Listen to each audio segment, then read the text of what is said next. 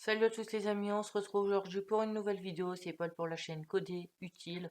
Aujourd'hui, je voudrais vous présenter différents accessoires, matos que je vais utiliser pour vous réaliser les vidéos de programmation pour que vous puissiez apprendre à coder et que je vous partage ma passion comme nous sommes ici regroupés de passionnés ou de futurs ou de personnes qui s'intéressent de près ou de loin à la programmation dont je vous propose que je vous présente tout ce qu'il y a sur la table. Nous allons commencer par ce qu'il y a au milieu de moi.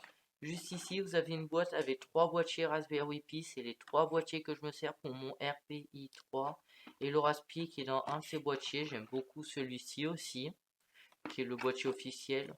Celui-ci, j'aime un peu moins. Il a un ventilo, sauf que avec le dissipateur thermique et la plaque de dissipation thermique, je ne peux pas mettre le ventilo, donc c'est un petit peu dommage. Donc le but de cette vidéo est que vous ne fassiez pas les mêmes erreurs que moi et que je dise pas énormément le mot donc comme auparavant.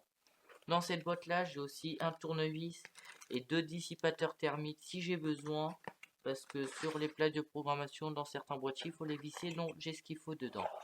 Je vais enlever ça, comme ça sera plus facile. En ma possession, j'ai aussi quelques écrans 3,5 pouces. Comme celui-ci, lui est fourni avec un boîtier et un kit de dissipation thermique.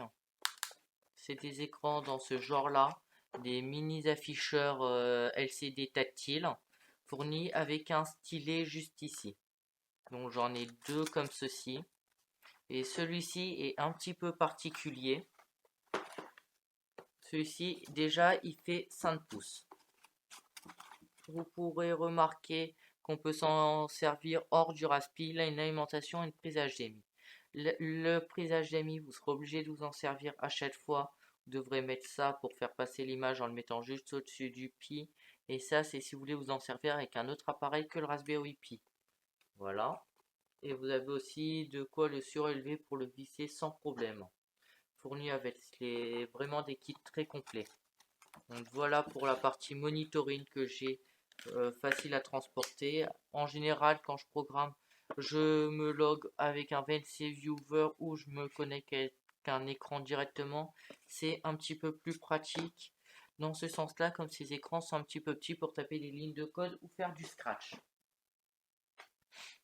J'ai aussi une boîte comme ceci qui me permet de ranger mes LED, mes différents interrupteurs poussoirs, un interrupteur et toutes mes résistances avec des étiquettes juste là pour savoir qu'est-ce qui l'ampère des résistances.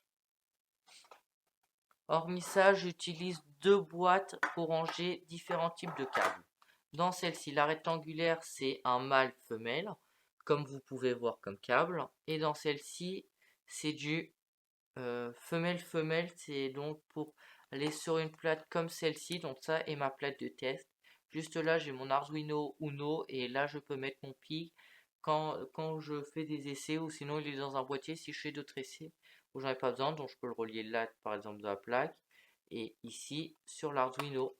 Voilà, ça permet de faire ça, un câble femelle-femelle. Donc voilà pour mon Arduino, la plaque et mes différents câbles. Ça permet de faire de la place que j'enlève tout au fur et à mesure, comme sinon on s'en sortira jamais. En ma possession, j'ai aussi un Arduino Mega, donc qui a une quarantaine de ports digital.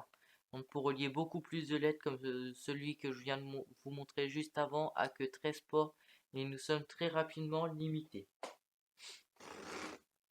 J'ai aussi de la thermo-rétractable. Donc de la thermo-rétractable est un bout de silicone que vous pouvez passer autour d'un de vos câbles et quand vous le faites chauffer, il se réduit. Ça permet d'isoler proprement chaque câble quand vous faites des circuits électriques. Si vous soudez, vous pouvez mettre ça pour être sûr qu'il n'y ait pas de contact entre différents câbles ou du scotch d'électricien qui est aussi isolant.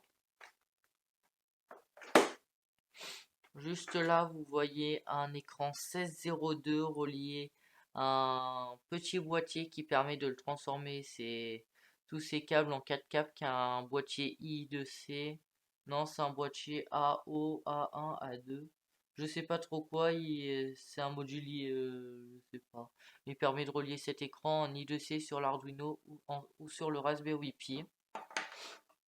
Juste là, vous avez une petite alimentation 3,3 volts ou 5 volts pour vérifier que votre circuit fonctionne sans passer par un programme. Donc voilà pour ceci.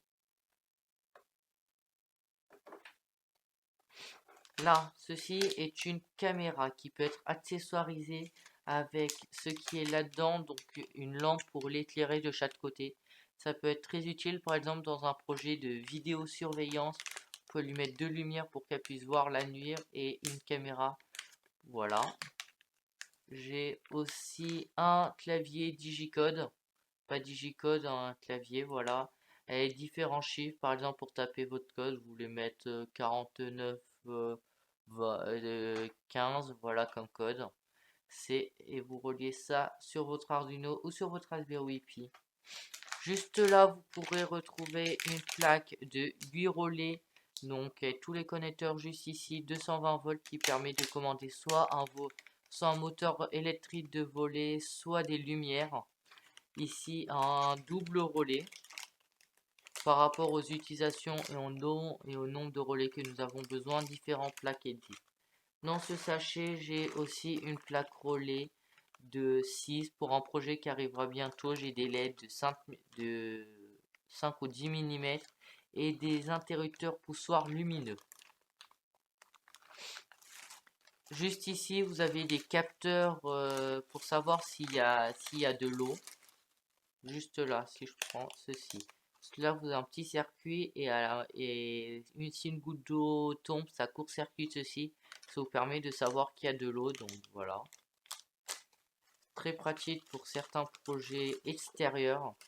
Là, vous avez un lecteur de badge ou de carte, comme vous préférez. Une carte vendue avec un badge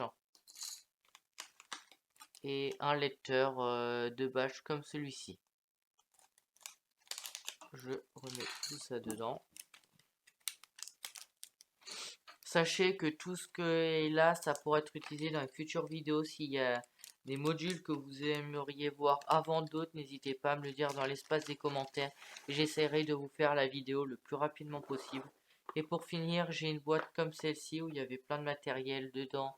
Mais j'en ai pas mal que vous avez déjà vu. Donc, par exemple, si je l'ouvre, il n'y a plus les câbles.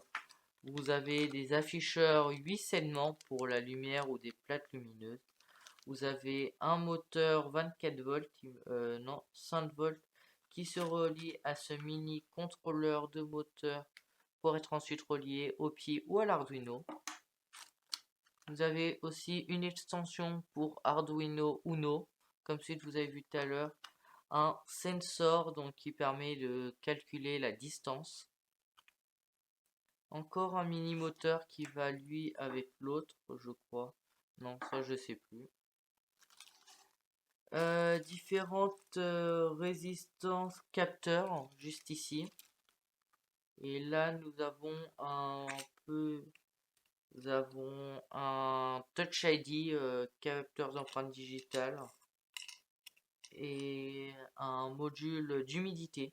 Voilà pour tout le matos que j'utilise pour mon Raspberry Pi ou pour mon Arduino. Sachez que tout ceci est facilement retrouvable sur Amazon. J'essaierai de vous mettre la liste dans les commentaires de ce que je vous conseille et des principaux trucs que j'utilise. Tout ce qui est là-dessus, ça a été acheté sur QB aussi. Tout ce qui est dans ce sachet-là. Et l'Arduino Mega. Donc tout ceci, je l'ai eu en l'achetant sur Amazon ou sur le site QB voilà. C'est tout pour qui est le revendeur français, je voulais dire.